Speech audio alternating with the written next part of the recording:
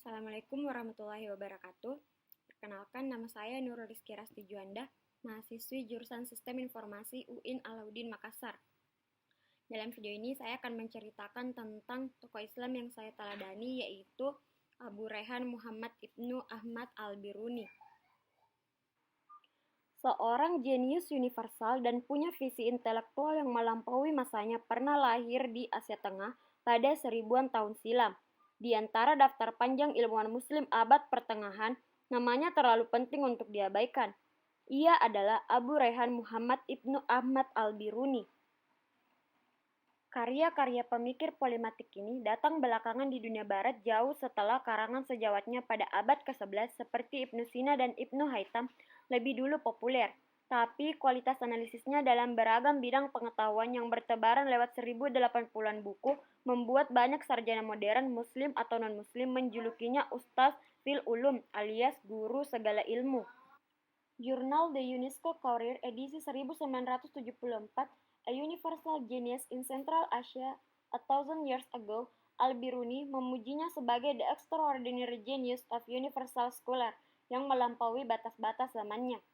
Sebagai astronom, matematikawan, fisikawan, ahli geografi, sejarawan, linguis, etnologis, ahli farmasi, penyair, novelis, dan filsuf, Al-Biruni punya kontribusi bagi sains. Sumbangannya setara atau malah melampaui Ibnu Sina. Kecerdasan Al-Biruni pernah diulas dalam dokumenter BBC 4, Science and Islam, The Empire of Reason, pada 2010. Di siaran ini, fisikawan Inggris kelahiran Irak Jim Al-Khalili menjelaskan cara unik Al-Biruni memakai matematika dan astronomi untuk mengukur keliling bumi. Hanya perlu sejumlah langkah saat menghitung keliling bumi. Mulanya, Al-Biruni mencari bukit di tepi laut, lalu dengan astrolab, ia mengukur sudut ketinggian bukit dari dua titik permukaan air laut yang berbeda. Setelahnya, ia menuju puncak bukit. Dengan astrolab, ia mengukur sudut ketinggian garis pandang di bawah horizon yang tampak dari puncak bukit. Ia menyadari bahwa titik puncak bukit dan ufuk bisa dibayangkan terhubung dengan titik tengah bumi sehingga membentuk segitiga siku raksasa. Maka berlakulah hukum sinus. Al-Biruni lalu menghitung hasil pengukuran itu lewat persamaan gabungan trigonometri dan aljabar untuk menemukan rumus penentuan jari-jari dan keliling bumi. Temuan otentik Al-Biruni ini tercatat di karya babonnya tentang astronomi, Al-Qanun Al-Mas'udi The Mas'udic Canon. Buku persembahan bagi Sultan Mas'ud Al-Ghazna itu menegaskan kualitasnya sebagai pioner observasi berbasis metode ilmiah. Mas'udic Canon adalah ensiklopedia yang nyaris lengkap tentang kajian astronomi, kosmologi, kronologi, geografi, dan matematika. Tulis Muhammad Salim At-Chekzai, pakar budaya Asia Tengah dari Universitas Sorbonne dalam The UNESCO Courier. Al-Biruni sudah cemerlang sedari belia.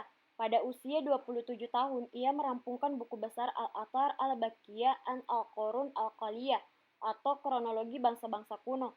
Buku ini mencatat masa awal peradaban manusia, periode banjir besar, hingga era Nebukadnezar, Alexander Agung, dan setelahnya.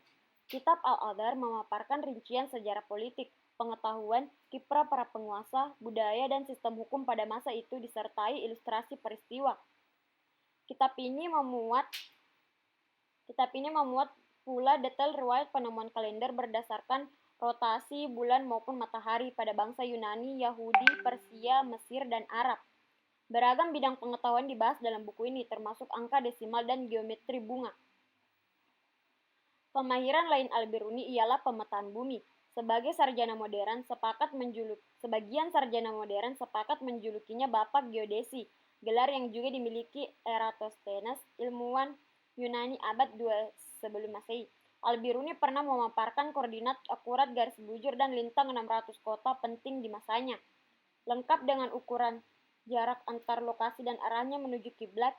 Informasi ini termuat dalam karyanya Kitab Tahdid Nihayat Al-Amakin Litasi Masafat Al-Masakin atau ketetapan koordinat lokasi untuk mengoreksi jarak antar kota. Kitab Tahdid memuat peta dunia buatan Al-Biruni yang melukis daratan bumi dikelilingi perairan luas dan kini disebut Lautan Pasifik, Atlantik, serta Hindia. Ia memberikan ulasan mendalam mengenai bukti-bukti geografis dan biologis soal adanya sejumlah laut luas di barat dan timur yang saling terhubung.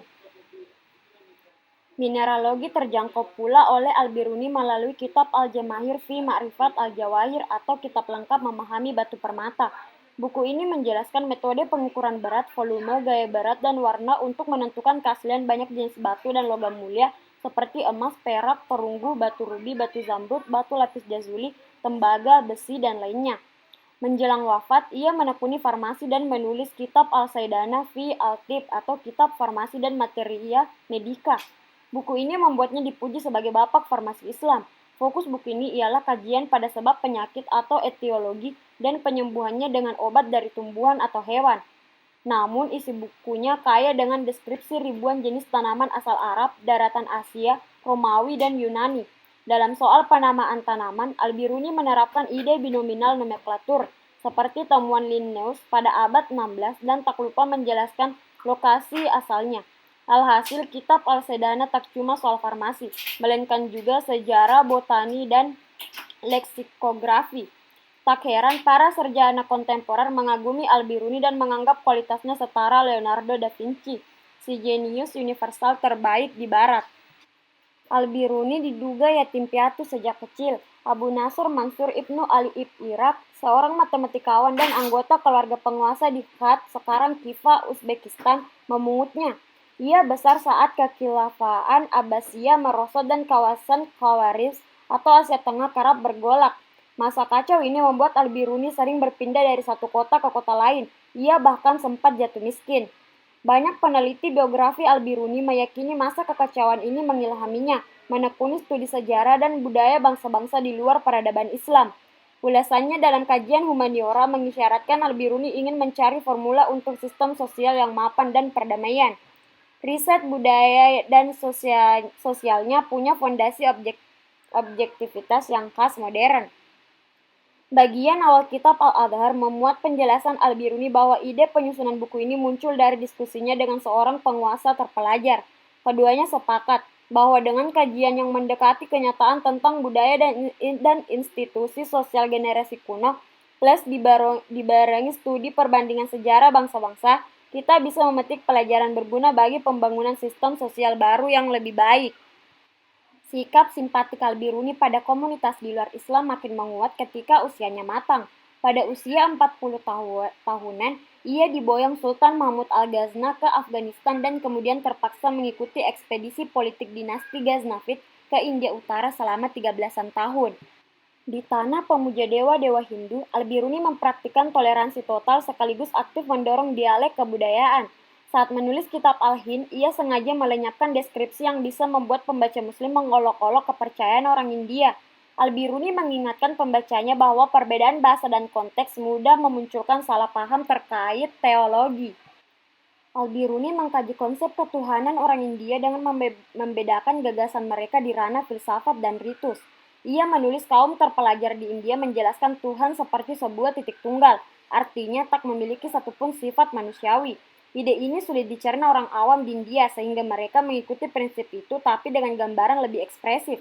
Misalnya, Tuhan memiliki 12 lengan panjang dan tapak tangan sangat lebar, atau keyakinan bahwa Tuhan Maha Tahu terpancar dalam gambaran awam bahwa Sang Pencipta memiliki ribuan mata. Itulah sebabnya menurut Al-Biruni ritual pemujaan patung dewa bisa dimengerti sebagai sarana orang awam di India untuk menghayati gambaran abstrak soal Tuhan yang sulit mereka pahami. Pola mirip sekalipun praktiknya berbeda, menurutnya terjadi dalam Kristen, Yahudi, Yunani, bahkan Islam, dalam buku Al-Birunis India halaman 111. Sebagian muslim masa sekarang mungkin mudah menuduh Al-Biruni sebagai pluralis dan liberal, tapi jangan salah, hampir tak ada catatan hujatan dari teolog Islam abad pertengahan kepada Al-Biruni sebagaimana menimpa banyak filsuf muslim lain. Ia Muslim Sunni yang meyakini bahwa dunia diciptakan oleh Tuhan dari semula tak ada menjadi ada dan menolak premis filsafat peripatetik. Al-Biruni meyakini dunia jadi manifestasi kekuasaan Tuhan dan tak terbantahkan oleh argumen manusia manapun. Tuhan bagi dia adalah sang pencipta yang menguasai segala hal dan mengetahui seluruh misteri. Tulis Sayyid Hossein Nasr dalam Al-Introduction to Islamic Cosmological Doctrines, State University of New York Press 1963 halaman 116. Al-Biruni membangun teori kosmologi versinya sendiri, tak mengikuti 3 aliran besar filsafat Islam, peripatetik, iluminasi, dan kalam. Sebagian kesimpulannya sama dengan teolog Muslim abad pertengahan mengenai penciptaan Tuhan dan cenderung anti-Aristotelian. Sekalipun demikian, ia bukan seorang dogmatis yang memungut pengetahuan dari satu sumber saja. Ambil contoh, hipotesanya mengenai siklus zaman yang menyerupai teori evolusi disinyalir hasil kombinasi risetnya soal alam, kisah para nabi dalam Al-Quran, dan cerita dalam kitab-kitab kuno di India. Bagi Al-Biruni, dunia memiliki siklus alamiah, tapi tak pernah kembali ke titik awal. Siklus itu dipahami Al-Biruni sebagai perubahan kualitatif yang saling berkaitan dari satu masa sebelumnya dengan periode selanjutnya. Tulis Syed Hussein Nasr dalam jurnal The UNESCO Career. Jadi itulah beberapa pencapaian dari Al-Biruni yang dapat saya sampaikan sehingga saya bisa meneladani tokoh Islam Al-Biruni. Demikian video ini, kurang dan lebihnya mohon dimaafkan. Wabillahi taufiq wal hidayah. Assalamualaikum warahmatullahi wabarakatuh.